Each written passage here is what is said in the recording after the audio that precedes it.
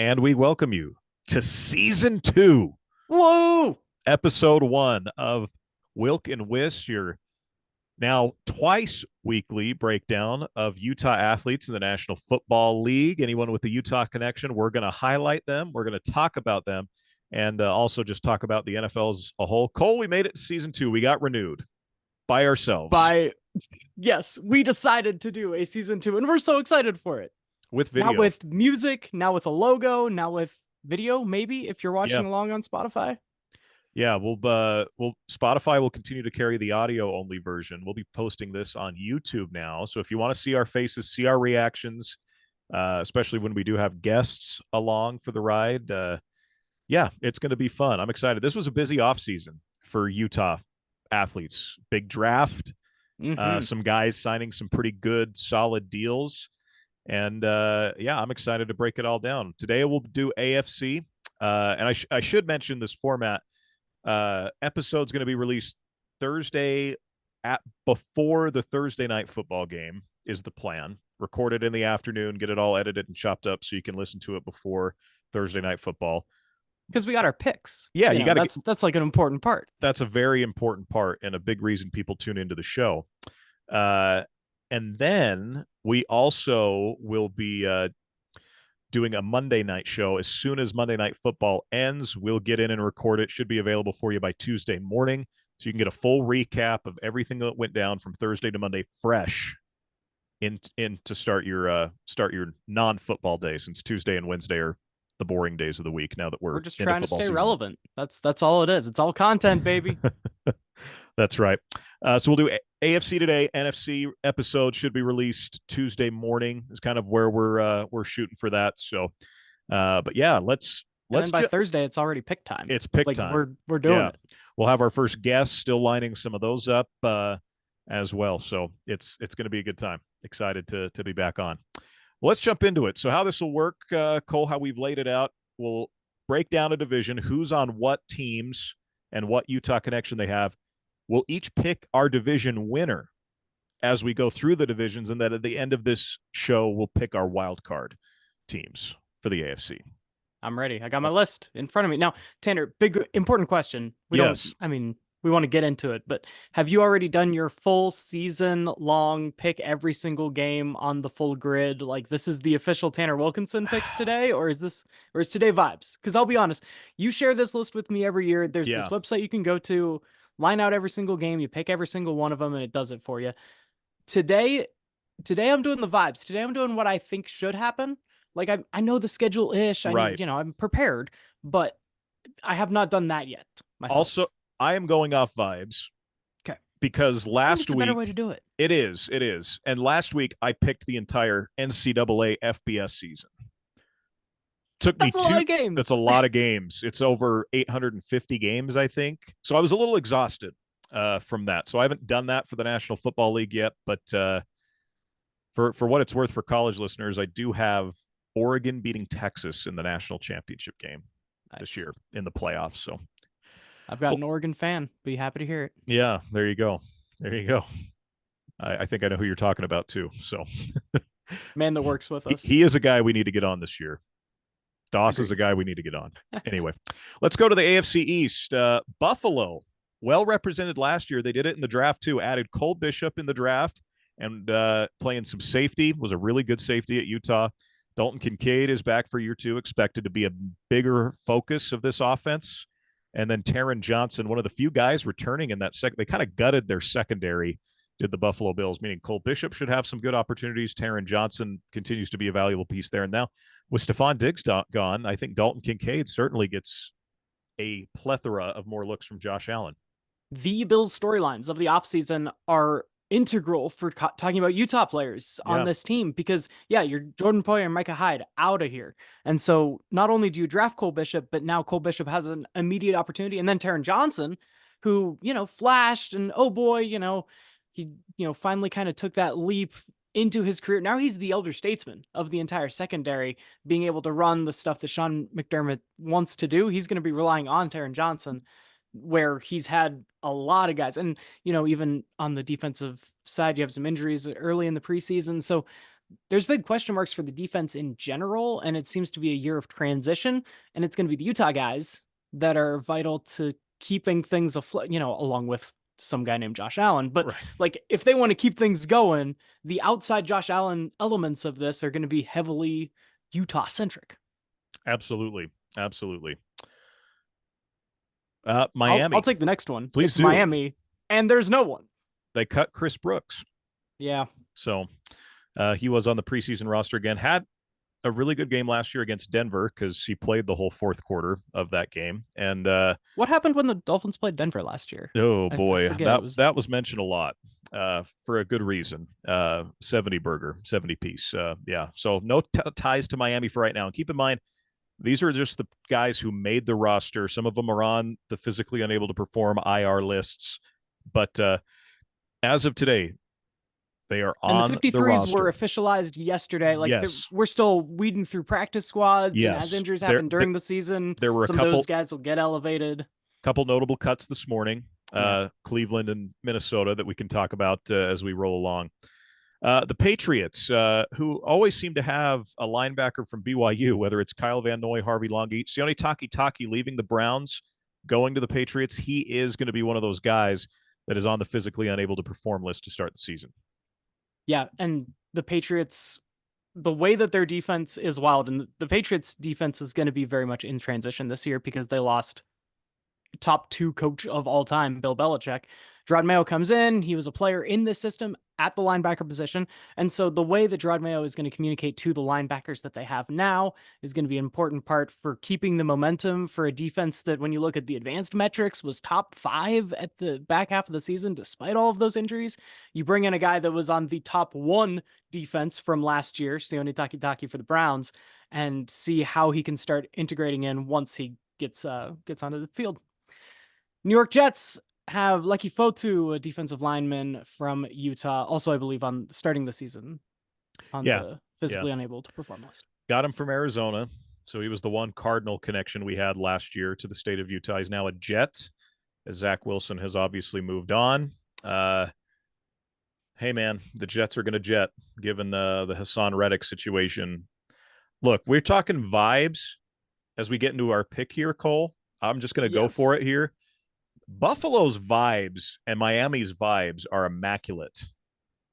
The Jets still not.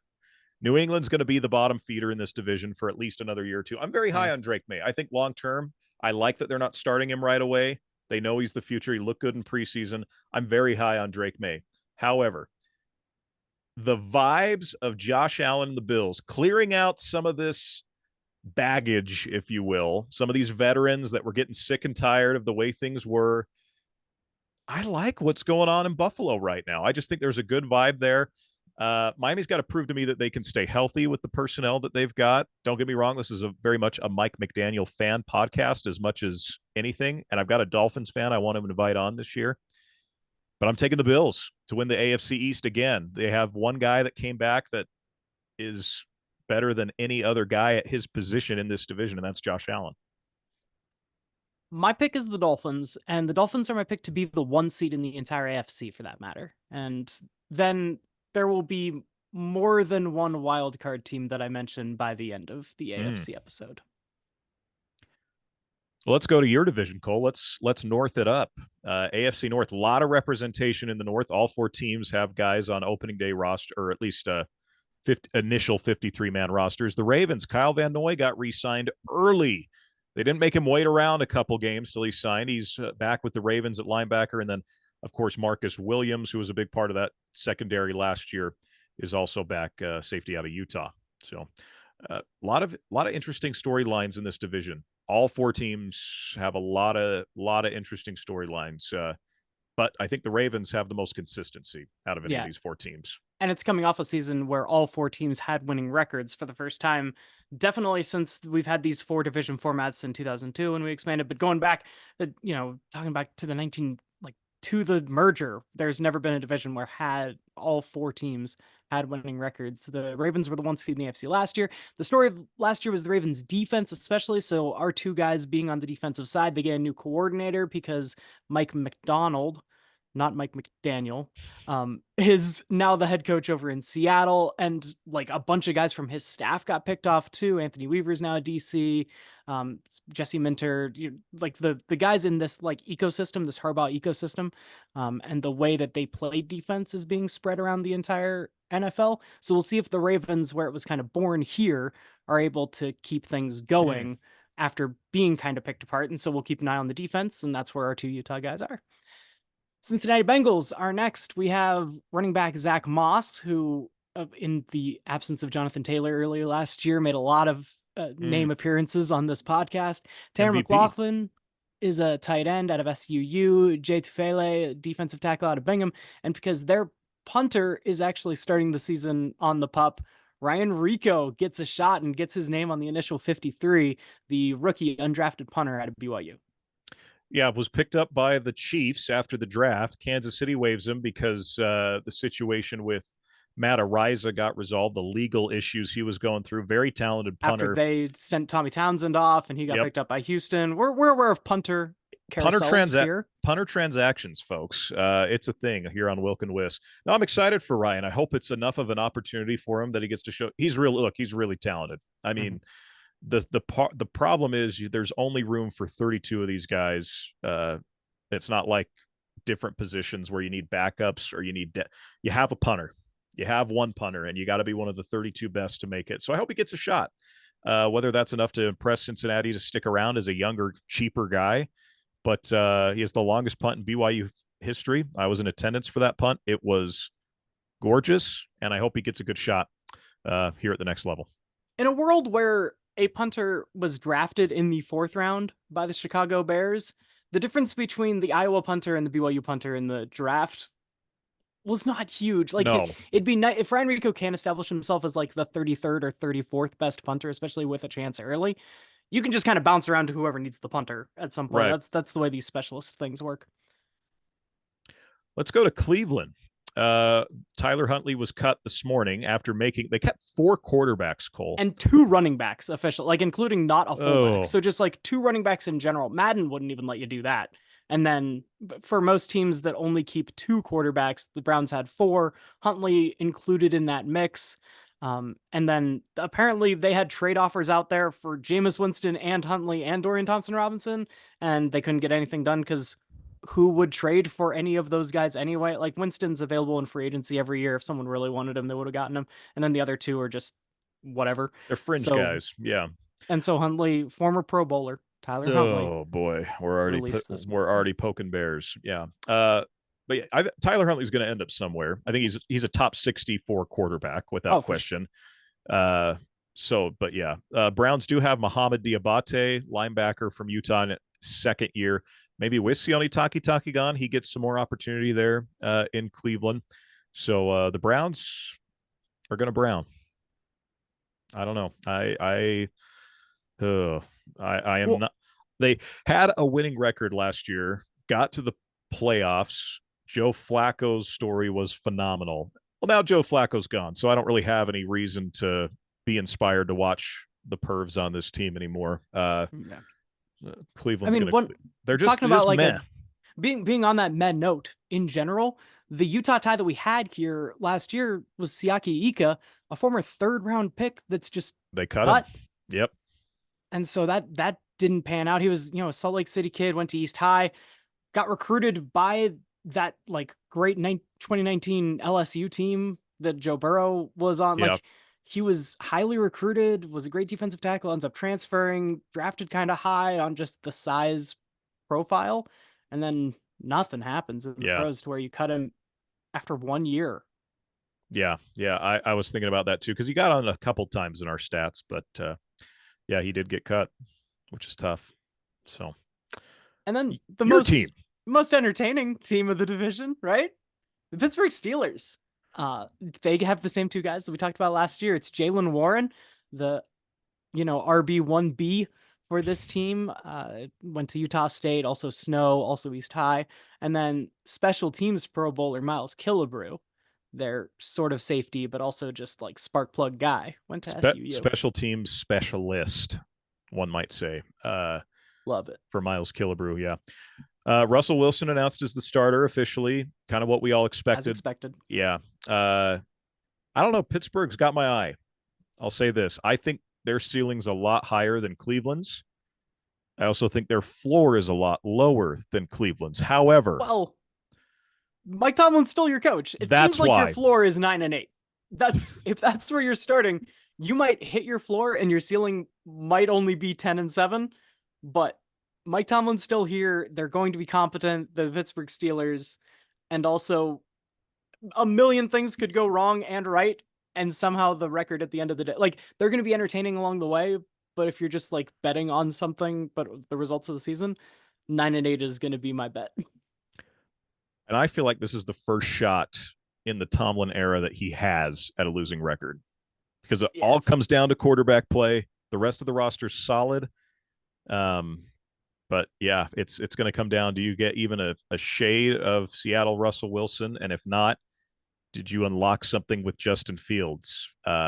Massive questions surrounding the Steelers. And I like that they moved on from Kenny Pickett, honestly. Like it was, okay, this isn't our guy. Let's move on. Let's buy a couple cheap Band-Aids and see if we can hold this together for a year, and maybe it ends up being a better brand that you like of Band-Aid. And quarterback should be the number one storyline for literally every team. That's just how the NFL works nowadays. Number two, I think, is Arthur Smith coming over here and how the running game is going to work. And guess what? With Jaylen Warren in that backfield, we're going to be talking about that here on this podcast too. Yeah. Cole, my winner for this division. Oh boy. I've waffled on this a lot. The safe pick is Baltimore. And I'm going to take that safe pick. As much as I like Joe Burrow coming back, and even though Cincinnati's had some contract drama in the background and everything like that. And is Joe Burrow even back? Like, he's participating more in practice than he has in any of his other off seasons, but it still seems like he's bugged by something. Can't figure out whatever mysterious wrist injury that he has. And the awful haircut. Or there's the awful haircut. That alone is having me take Baltimore to win the division. Well, I'm taking Baltimore also, because I think Lamar and then this defense is just going to be very powerful. Let's head south. Not a lot of representation here in the South. A couple of teams with just one guy. Houston Texans, Dalton Schultz coming back for year 2 after being tight end 1, coming over from the Cowboys. So he stayed in Texas last year and had a really good year for the Texans, because anyone that CJ Stroud threw the football to had a pretty good year.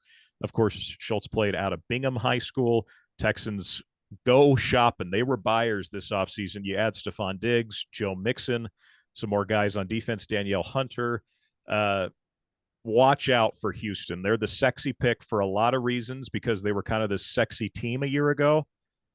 Yeah, there's a reason for it. The situation in Houston right now is as good as it's ever been for this franchise.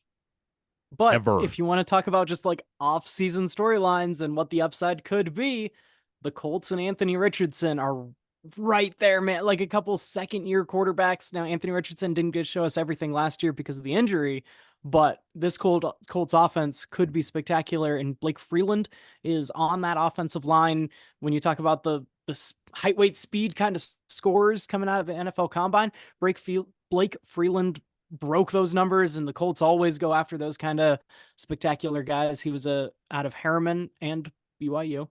Julian Blackmon's still in the defensive backfield for him out of Layton and the University of Utah. And then their specialist, Matt Gay, kicker from Orem High, and then also UVU, and then the University of Utah. Soccer player at UVU. I'm sorry, Tomsters, that I did not put that on my list, that he was a kicker at UVU. So one thing, Cole, that I think about the Colts that's interesting, Shane Steichen said the guy who worked the hardest and had the best camp was Julian Blackmon.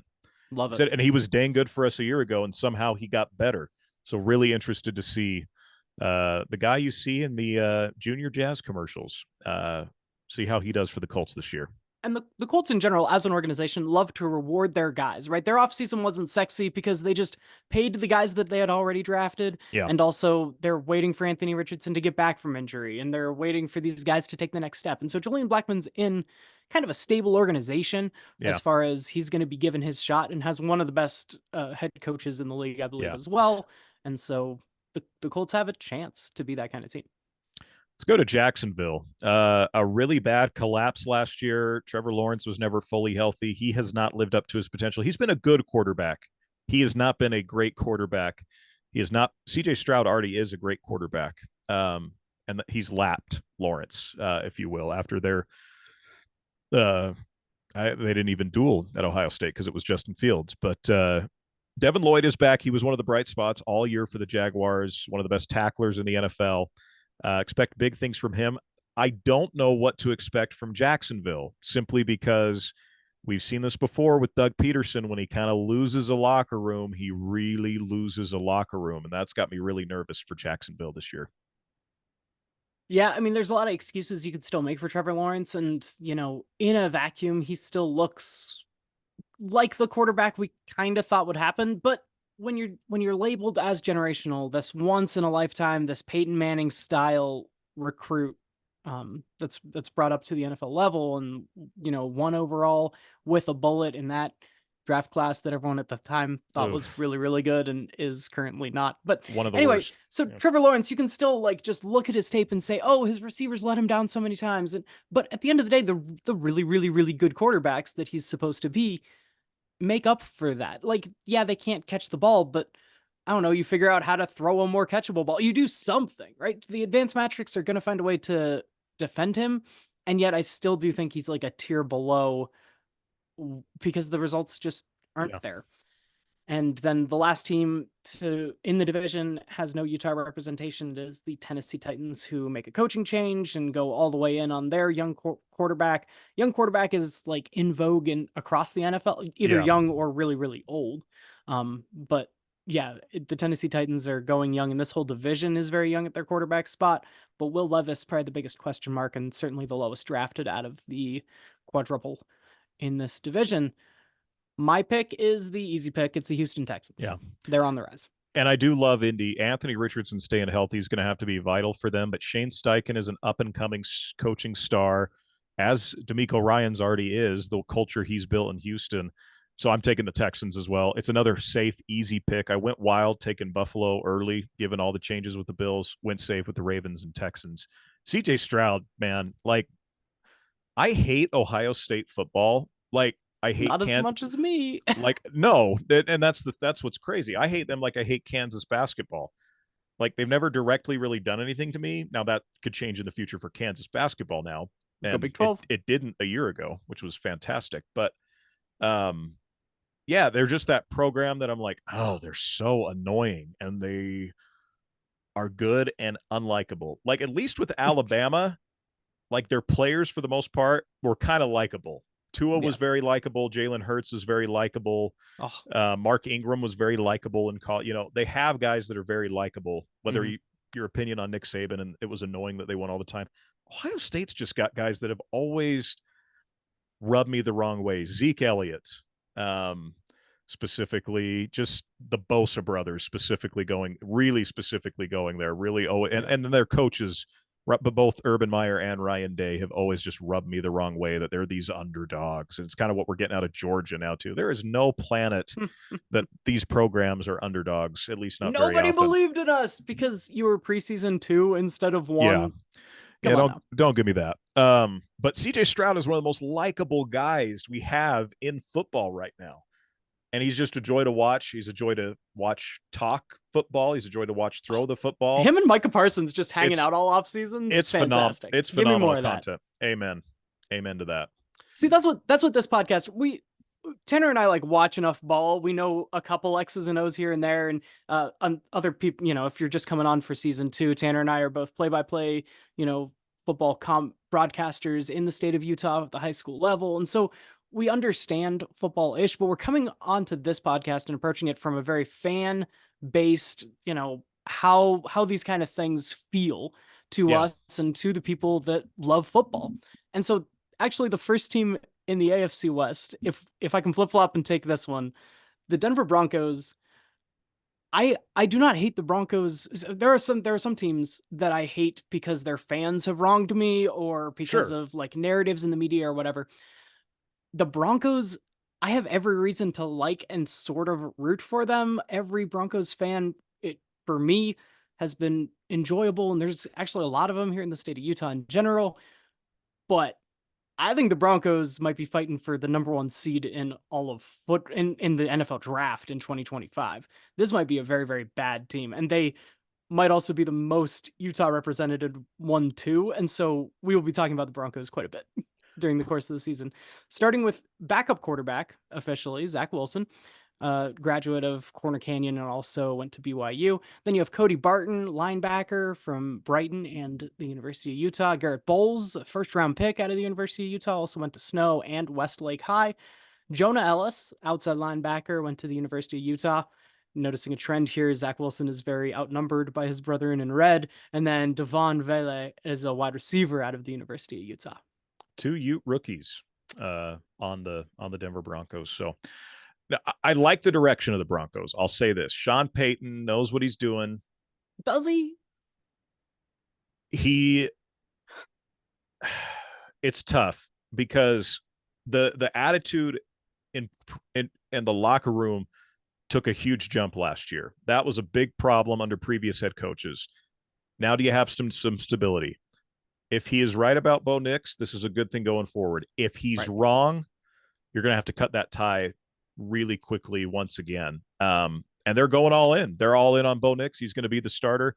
Zach Wilson played much better in this preseason than he's looked at any point in his NFL career. Maybe there's some restoration there to the point where Zach is a decent backup for the rest of his career at this point. Did Sean Payton fix him enough that – because, look, Zach wasn't even good enough to be a backup the last few years at all. But, yeah, Denver's an interesting case. They're not going to compete in this division as long as Kansas City's here. Now, they might beat the Chiefs like they did a year ago, but as long as it's Andy Reid and Patrick Mahomes, not a whole lot's changing. One thing that is changing for the Chiefs, they might have a new tackle, drafting Kingsley Suamataia out of BYU and Orem High School in the second round, and he's competed for a starting job in camp. They like Kingsley a lot. And when you heard his name called on day 2 that he was going to Kansas City, it made a lot of sense. Andy Reid, former BYU offensive lineman himself, really, really liked Kingsley during the whole process. They felt like they got a steal late in the second round where Kingsley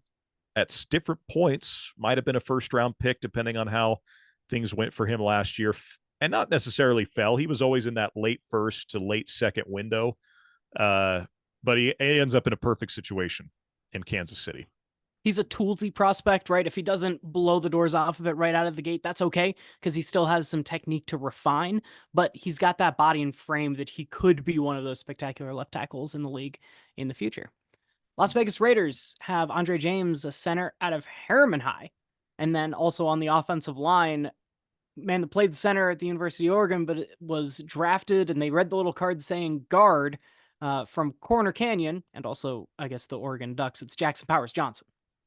Yeah, a guy I thought would go in the first round, ended up falling to the second round. There were some things late. Mysterious injury, something out Yeah, it was there. kind of a weird drop for him. And it was about a week before the draft that you started noticing him sliding in mock drafts because he was pretty well penciled in as a first-round pick until the last week. The Steelers sitting at 21, Dolphins sitting at 20. Like, that was the range we were assuming. Dolphins end up maybe to Arizona. Yeah, we don't need an offensive line to play football, but the Steelers did, and they didn't go his direction either. Right.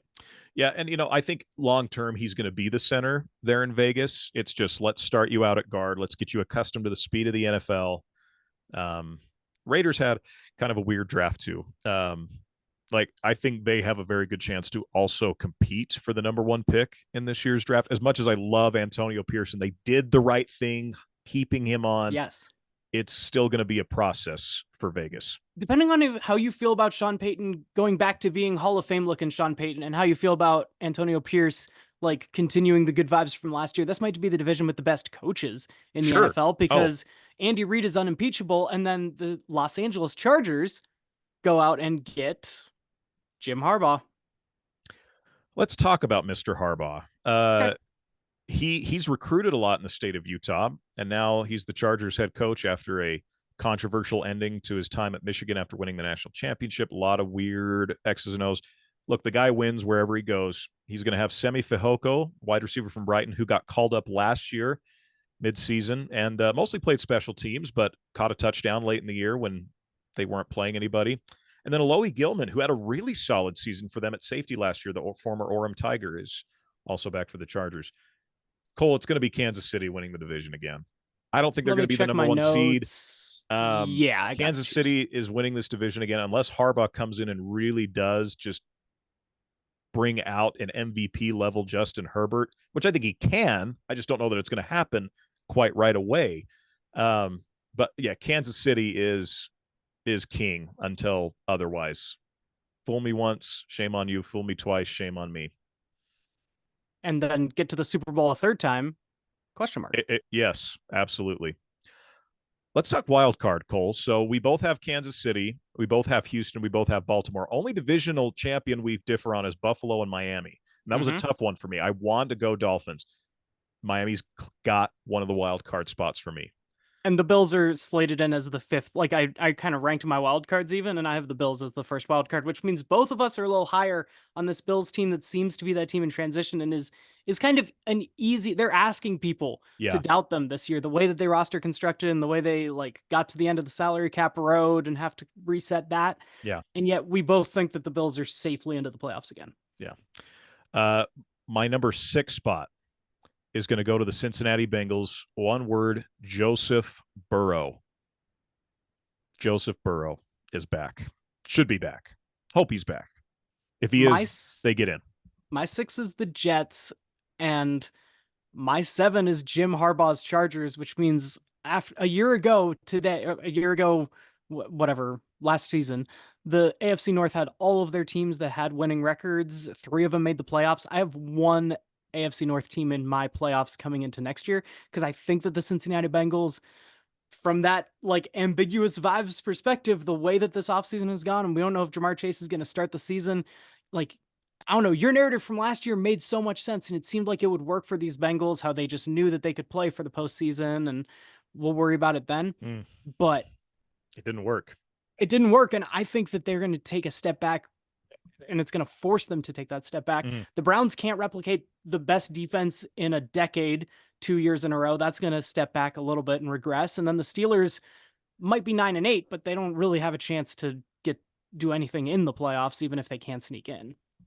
So my final playoff spot, also I've got no additional NFC North teams coming in. It's going to go to the Indianapolis Colts. Again, put a little asterisk there with Anthony Richardson's health, but I think there's enough there that the Colts are just a more talented team than the Chargers. I have the Chargers at 8. They're my last team not getting in. Right on. And I just think there's more talent there. You talk about Justin Herbert. They're going to have to figure out some new receiving situations there in LA. Skill position-wise, it's going to be kind of a retool, let's see who we've got kind of a situation. The Colts know who they are now with Shane Steichen. They just need a healthy Anthony Richardson to do so. So there you go. Well, that's our AFC preview, ladies and gentlemen. And that's episode 1. Down. Welcome back. Welcome back. Good to be in Football's 2024. Back. It is, without question. Cole, my friend, we'll catch up for the NFC preview next week. Appreciate you, as always, my brother. Thank you. This has been Wilk and Wiss, your now twice weekly insight into Utah athletes in the National Football League and how they perform throughout the year. My name's Tanner Wilkinson. He's Cole Wissinger. We'll catch up with you for the NFC preview on Tuesday.